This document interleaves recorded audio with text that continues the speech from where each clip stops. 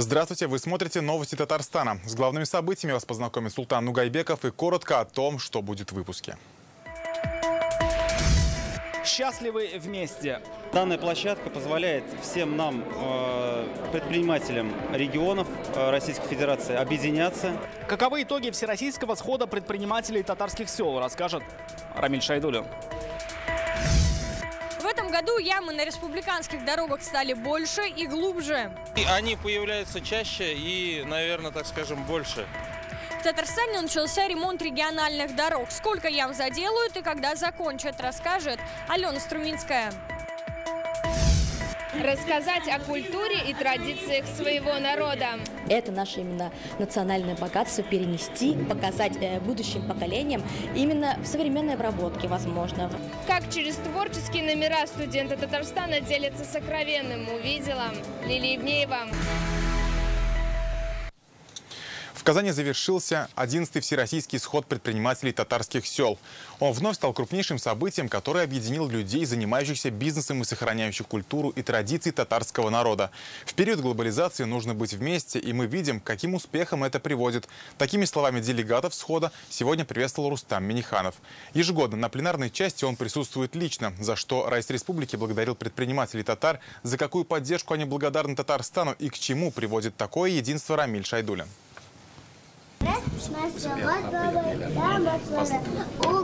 Рустаму Минниханову показывают шажаря или генеалогическое древо. Именно по ним можно проследить родословную. Это то, чем гордится каждая татарская семья. Еще один татарский бренд – вяленый гусь. Много лет его производит Ирик Хамадишин, известный как гусиный магнат из Муслюмова. Сегодня его продукцию оценил и Рустам Минниханов. Дополнительно еще сделали переработку гусей. Значит, их забиваем, перерабатываем, вялим.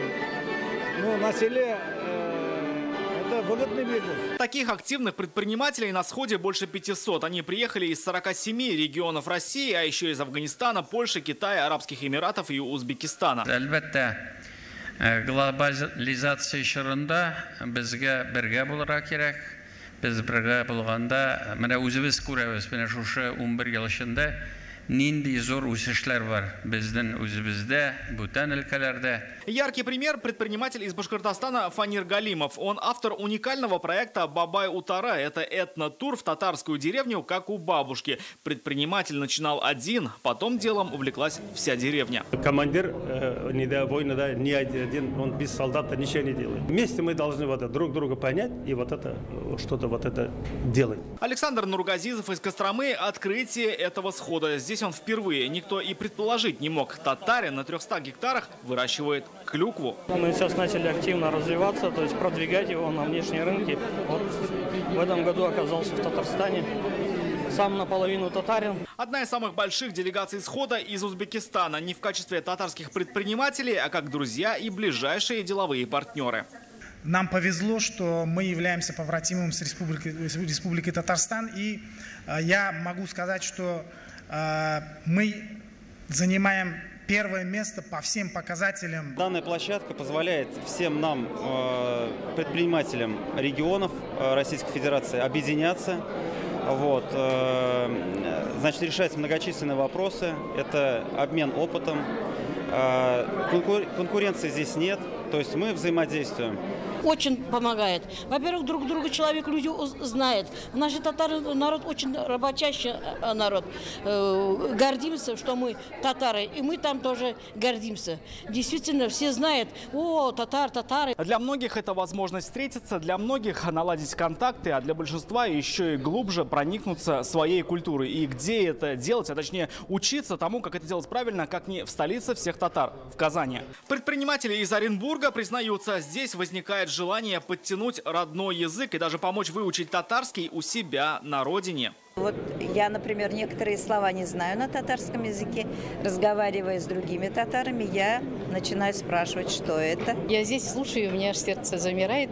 Такой красивый язык, богатый. Я даже не знаю значения некоторых слов, но тем не менее очень приятно было общение, вот именно свои татарские корни. В завершении соотечественники, вносящие весомый вклад в развитие культуры и предпринимательской активности, получили из рук Раисы Республики государственные награды. Бик күп үрнәк алабыз. Менә һәммәгез монда килгән чыгыш ясаган иптәшләр, алар барысы да үз кешеләре белән нинди зур бизнес гына бару түгел, сезнең һәммәгездә дә үзегезнең татарлыгыгызны сакларга, шушы безнең гореф-гадәтләребезне киләчәк буыннарга җиткерергә, менә сезгә шуның өчен һәммәгезгә зур рәхмәт. Рамиль Шайдуллин, Адель Мендубаев, ТНВ, Казань. Татарстанские росгвардейцы сегодня задержали мужчину, устроившего стрельбу в Вятских Полянах Кировской области. Он открыл стрельбу из окна своей квартиры по прохожим из ружья. Чудом обошлось без жертв. Поскольку город расположен на границе Кировской области с Татарстаном, группу быстрого реагирования направили из Казани как ближайшего пункта. Нарушителя задержали без применения оружия и передали правоохранителям. Возбуждено уголовное дело. Как выяснилось, мужчина употребил алкоголь спустя 16 лет трезвого образа жизни. Сегодня в Казани прошло очередное заседание по делу об истязании полуторагодовалой девочки. Напомним, в ноябре прошлого года 34-летняя многодетная мать после ссоры с сожителем избила дочь и выставила раздетой на холодный балкон. Видео отправила мужчине со словами о намерении расправиться с малышкой. Женщина обвиняется по 2 статьям: истязание и ненадлежащее исполнение обязанностей по воспитанию несовершеннолетнего. В московском суде сегодня опрашивали свидетелей. Это сотрудники детского сада, куда ходила девочка. Журналистов в зал не пустили, поскольку преступление было совершено в отношении малолетнего. Воспитатели о семье отзываются положительно и говорят, произошедшее для них стало шоком. У Евгении Артюхиной 3 детей. После заключения женщины под стражу опеку над ними взяла бабушка. Ну, вполне нормально. У нас подозрений никаких не вызывало, никаких телесных повреждений мы не видели, чтобы вовремя отреагировать. Я не стала смотреть видео, потому что, самой, чтобы не переживать. Как отреагировали? Уже уж расстроились. Неприятно, когда вот так лично знаешь человека, и вдруг такая ситуация создается. Более 4 миллиардов рублей федеральных средств получит в этом году Татарстан на модернизацию системы ЖКХ. Об этом сегодня заявили на выездном заседании профильного комитета Госсовета. Встреча прошла на территории водоканала Казани. Сейчас в столице изношены 70% водопроводных и канализационных сетей. По республике около трети. Это приводит к многочисленным авариям. Так, сегодня в Казани без холодной воды остались 9 домов в Советском районе. Как собираются разрубить Гордиев узел, расскажет Дмитрий Аренин. Более чем на 18 тысяч километров в Татарстане протянулись водопроводные сети. Протяженность канализации составляет около 5000 километров. И те, и другие более чем на треть изношены и требуют замены. В Казани ситуация еще хуже. Здесь износ составляет около 70%. В 2022 на коммунальных сетях Казани произошло более 1000 аварий. Сегодня из-за поломки в Советском районе без воды остались 9 высоток. Как отмечают, трубам более полувека и нужен масштабный ремонт. В этом должна помочь новая федеральная программа. Сети изношены. То есть прошли путь невозврата. У нас проекты есть сейчас. Частично мы заявились на 23 год, на 24 год. Но те суммы, которые мы заявились, там на 2 года 800 миллионов рублей, при том, что у нас недоремонт, десятки миллиардов рублей, это для нас мало. Поэтому мы в этом правильно продолжаем работать. По поручению Владимира Путина за 10 лет в ЖКХ страны инвестирует 4,5 триллиона рублей. Татарстан в этом году получит 4 миллиарда. И еще столько же республика добавит из своего бюджета. На сегодняшний день нами формирован перечень мероприятий на 23-24 года из 208 объектов. Всего планируется выполнить строительство, реконструкцию инженерных сетей на общей протяженности 630 километров. Как отмечают, дополнительные средства помогут внедрять в сферу ЖКХ современные технологии. Сегодня депутатам показали систему термомеханической обработки илового осадка. Она заработала на водоканале в минувшем году. Канализационные стоки преобразуют в гранулы и отправляют в качестве альтернативного топлива на цементные заводы страны. Если мы получим такие объекты, либо принципиально такого плана во всех городах республики, это будет идеальная составляющая. А помните, еще недавно мы с вами на комитете смотрели вопрос жидких бытовых отходов в индивидуальных хозяйствах. Мы вообще не знаем, куда деваются там отходы. Вообще не знаем. И законодательство этот вопрос не очень регулирует. Поэтому наша задача какая? вникнуть в суть этой практики и сделать так, чтобы законы республики, а при необходимости мы выступили с инициативой, федеральное законодательство помогало расшивать эту проблему, помогало найти то решение, которое не ляжет полностью на бремя, значит, потребителя. Ну, если мы все переведем в тариф, ребят, ну это будет просто золотая вода. В минувшем году в Татарстане тарифы на ЖКХ выросли в среднем на 9%. В Казани стоимость водоснабжения и водоотведения увеличились на 2,5 и 6 рублей. В этом году в этой сфере запланирована реализация 30 инвестпрограмм. В 2023 году практически тарифные источники доведены до миллиарда как водоснабжение, так и водоотведение. Здесь законодательные нормы по усилению, ужесточению данного контроля, они усиливаются, так как если у нас целевые источники тарифные, за них заплатил конечный потребитель, соответственно, отдача должна быть соответствующая. Масштабное вливание средств должно вылиться в очищение от проблем всей сферы ЖКХ. Водоснабжение, водоотведение, наверное, самая концентрированная часть проблем ЖКХ всех.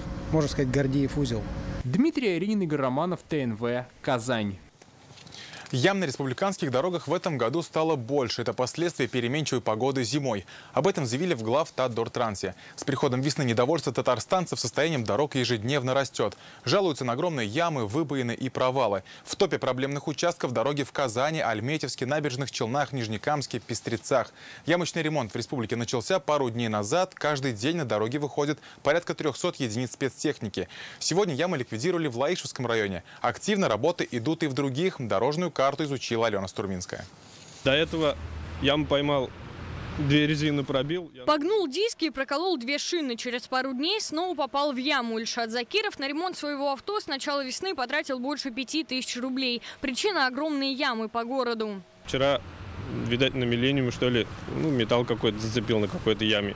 Опять резину пришлось ремонтировать. Про то, в каком состоянии находится дорога на Миллениуме, мы рассказывали накануне. Сотни казанцев жалуются именно на этот участок. Минувшей ночью ямы там заделали. Мэрия отчиталась видеороликом. Однако такой экстренный ремонт доверия у жителей не вызвал. Ролик, конечно, хороший, но, боюсь, Миллениум это не спасет.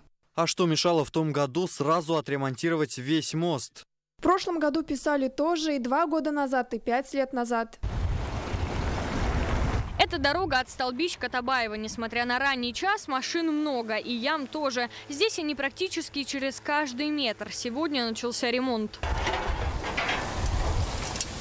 Используют горячий асфальт. Делать это позволяет погода и то, что в ямах нет воды. Специалисты уверяют, это долгосрочное решение проблемы. Ремонтировать дороги повторно в ближайшее время не придется. Единственное, могут образоваться новые.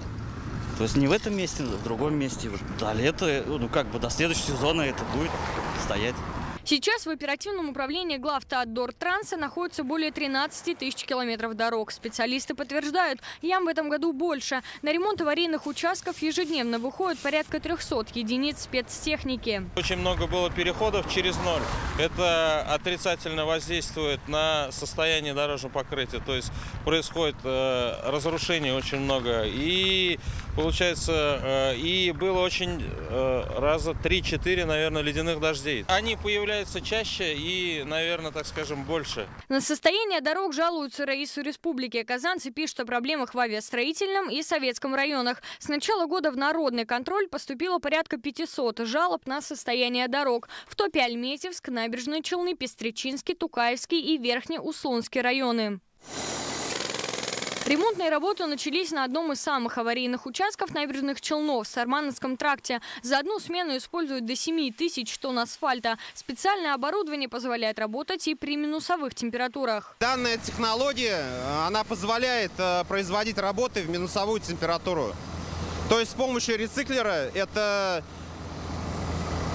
мобильный агрегат, который осуществляет ямочный ремонт, мы приготавливаем специальную асфальтобетонную смесь. Метр за метром, яму за ямой заделывают в Нижнекамске. Работы идут на улице Баки-Урманче. К ямочному ремонту здесь приступили сегодня. Самые критичные места у нас вот на Баки-Урманче, на Вахитово, на Лесной, на Менделеево есть. С них и начали. Сначала делаем самые глубокие ямы. В ближайшие дни займутся ямами на улице Менделеева и на Вахитовском кольце. Специалисты отмечают, это временное решение. Капитальным ремонтом займутся летом. Когда в Татарстане завершится ямочный ремонт республиканских дорог, пока неизвестно. Все будет зависеть от погоды. Специалисты примерным сроком окончания работ называют середину мая. Алена Струминская, Рамзиль Гарипов, ТНВ, Татарстан. В связи с наступившим потеплением в республике начался паводок. Так, в Буинском районе под воду ушли 2 низководных моста на реке Свияга. Также подтоплен мост в Нурлатском районе. На местах работают оперативные группы спасателей. По их словам, эвакуация населения не требуется. У мостов организовано дежурство добровольных пожарных команд. Прошло заседание районной КЧС. В реках республики продолжается подъем воды. За сутки на Свияге, Кубне, Большом Черемшане уровень поднялся на 11 сантиметров. При наихудшем сценарии развития паводковой ситуации в зону возможного подтопления могут попасть 7 населенных пунктов с общим количеством 153 домовладений с населением 313 человек. Вторичное жилье в Татарстане подорожало заметнее новостроек. Как республика выглядит на фоне регионов Поволжского округа, читайте в интернет-газете «Реальное время». Члены Общественного совета при Министерстве обороны России встретились и с руководителями татарстанских СМИ. Председатель совета Павел Гусев, глава Союза журналистов России Владимир Соловьев и другие общественники посетили республиканское агентство «Татмедиа». Они поделились с журналистами впечатлениями от визита в Татарстан, обсудили состояние медиарынка и особенности работы журналистов во время СВО. В чем республику ставят в пример, узнала Лена Зинатульна. Я вижу в зале знакомые лица. Много раз бывал в Татарстане и всегда рад посещать республику, делится Владимир Соловьев. Председатель Союза журналистов России отметил, хорошо знает состояние местной прессы и часто ставит ее в пример. Здесь очень хорошо развивается и телевидение, и радио, и газеты, и на родном языке, и на других языках, и на русском.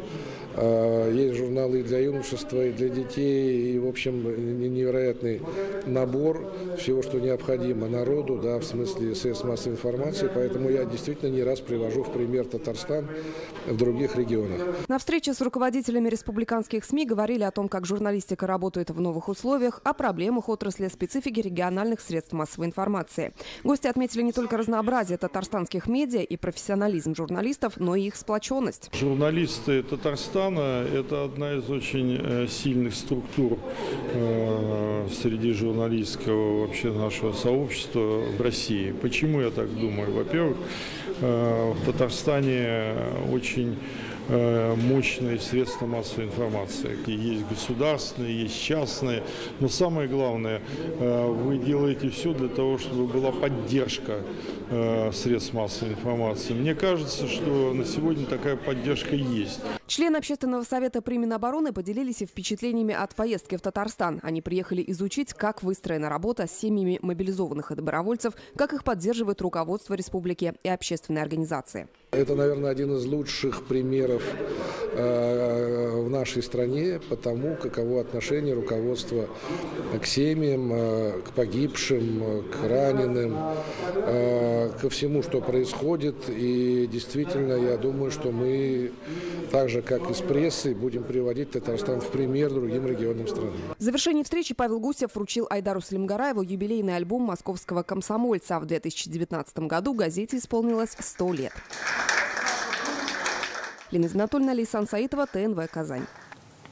Открываются столовые, модернизируются центры здоровья, сотрудников одевают в новые комплекты спецодежды, обновляется автобусный парк. С момента начала своей работы в Татарстане Сибур запустил масштабную программу по улучшению условий труда сотрудников своих предприятий. На новый формат организации питания сотрудников «Казань-Оргсинтез» перешел в ноябре прошлого года. Оператором услуг стала компания «Бехатле». В столовых сделан ремонт и увеличено количество посадочных мест. На предприятии полностью обновили меню. Для ряда категорий сотрудников разработано лечебно-профилактическое питание. Вместе с генеральным директором «Казань-Оргсинтеза» Айратом Сафиным условия оценил мэр Казани Ильсур Медшин. «Казань-Оргсинтез» был, есть и, я уверен, будет одним из градообразующих предприятий нашей столицы. Особенно порадовало те изменения, которые коснулись социальной политики акционерного общества «Сибур». Мы посмотрели новые комбинат питания. Здоровье людей зависит прежде всего от образа жизни. И то, что руководство предприятия, акционеры думают о здоровье людей, в том числе через питание, приобщая их к этому здоровому питанию. Это говорит о многом. Осмотрели и новый центр здоровья. Здесь есть физиотерапевтический кабинет и процедурная. Теперь сотрудники прямо на производстве могут пройти медосмотр, диспансеризацию, при желании вакцинироваться. Здесь, кроме врачей и медицинских специалистов, работающих на месте, круглосуточно дежурят 2 бригады скорой помощи. Радует, что вот на примере Казань-Оргсинтеза такими же семимильными шагами меняется и наше производство. Не только новые технологии, не только новые производства, но и культура этого производства, и новый уровень уважения к тем людям, которые трудятся на Казань-Оргсинтезе. Это пример для подражания. Это очень высокая культура. И не надо за этим ехать куда-то в Сингапур или в Турцию, или в Китай. Казань-Оргсинтез находится в черте города Казани, поэтому конструктивные, добрососедские отношения всегда должны присутствовать. Сегодняшний визит Ильсура Раисовича мы показываем, насколько предприятие открыто городу, и хотим продолжить это сотрудничество. Более 1000 человек уже посетили наше предприятие, и мы этот тренд будем продолжать. Посещение предприятия завершился осмотром цеха по производству рукавной трехслойной ФФС-пленки. В нее упаковывают всю отгружаемую полимерную продукцию предприятия. В Казани прошел этнофестиваль студентов «Творчество, мира и согласия». Участниками стали студенты вузов со всего Татарстана. Всех их на одной сцене в гала-концерте объединила любовь к своему народу. В этом году среди участников фестиваля комиссия по родным языкам провела конкурс. Самых активных студентов наградили стипендиями. О том, почему подростки так бережно хранят историю своего народа, спросила Лилия Бнеева.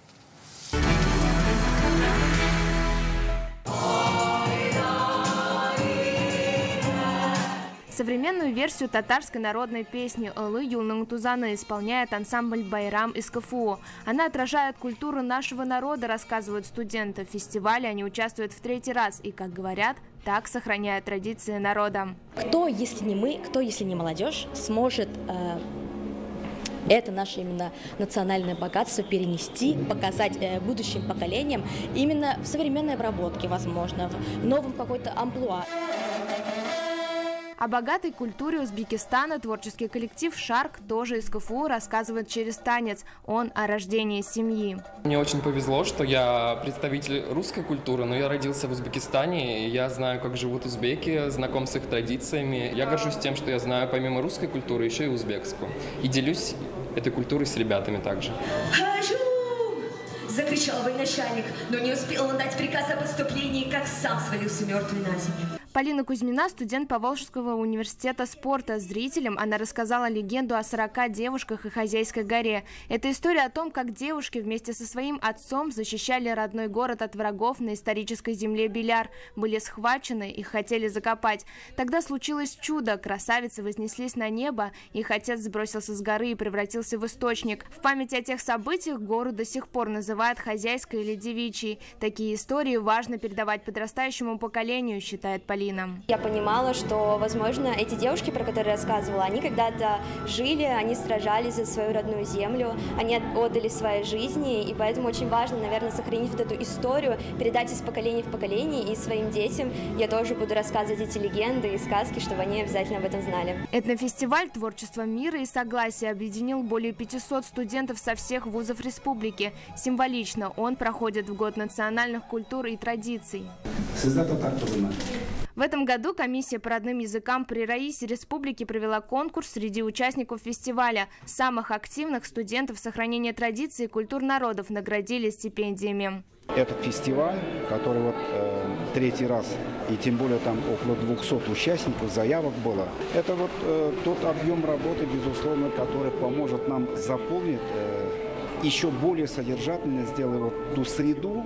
Если где-то есть вакуум, его заполнить, чтобы мы, как единый целый большой народ Татарстана, могли быть целыми и хорошей перспективой на будущее. Выступая на сцене, песни, пляски, танцы, другие фольклорные искусства, вы тем самым сохраняете культуру народов нашей республики. Выступления оценивали по номинациям: хореография, вокал, инструментальная музыка и художественное слово. Победителями стали Медуниверситет, Инновационный и КФУ. Лилия Бнеева, Адельмин Дубаев, ТНВ, Казань.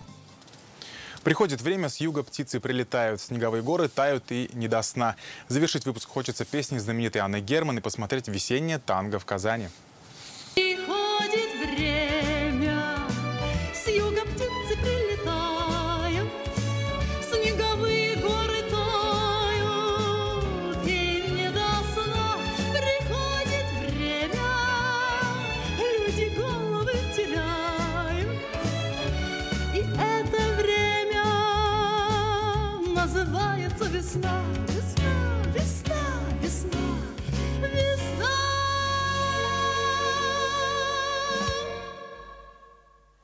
Это были все новости к этому часу. Сейчас с прогнозом погоды на завтра вас познакомит моя коллега Гульназ Гизатуллина. Передаю ей слово. До встречи.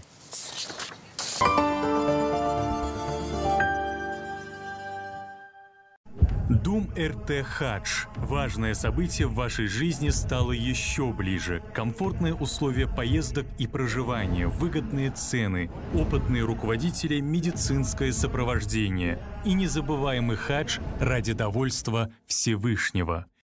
Телефон в Казани 8 800 555 92 10.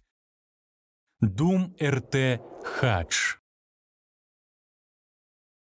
Мы просто даем все, что нужно. Только в марте премиальный автомобиль Exit с преимуществом до 1 миллиона рублей. Подробности в Exit-центре РРТ на Чуйкова 54Б. Звоните 207-2080. Exit. Born for more. Хорошую аптеку я могу угадать с 3 нот. Большой ассортимент, теплое отношение к покупателям, постоянные акции и низкие цены. Афобазол 60 таблеток всего 325 рублей. Фармленд, что надо.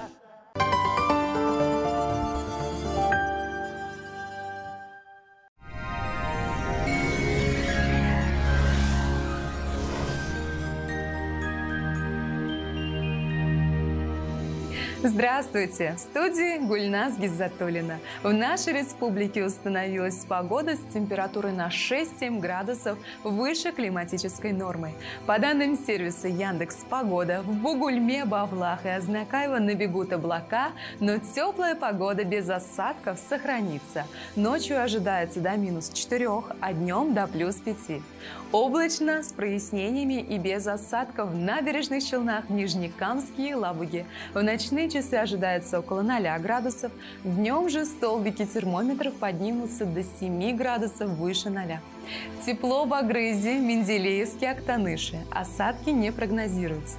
Ожидается до -2 ночью и до 7 градусов выше 0 днем. В Арске, Кукмаре, Балтаси осадки не наблюдаются. Температурный фон повышенный для этих дней марта. Ночью до 3 градусов тепла, а днем до +6. В Болгаре, Дрожжином, Буинске в ночные часы ожидается около 2 градусов тепла, днем до +6. Без осадков, ветер умеренный. В Альметьевске, Чистополе, Мамадыше облачно с прояснениями, без осадков. Ночью около 0 градусов, а днем 7 градусов тепла. В пятницу температура снова начнет понижаться, а очередной атмосферный фронт принесет новые порции осадков. Банк Аверс оказывает весь спектр банковских услуг для частных лиц и корпоративных клиентов. Для бизнеса банк предлагает услуги по расчетно-кассовому обслуживанию, кредитованию, банковские гарантии и продукты с возможностью эффективно размещать свободные денежные средства.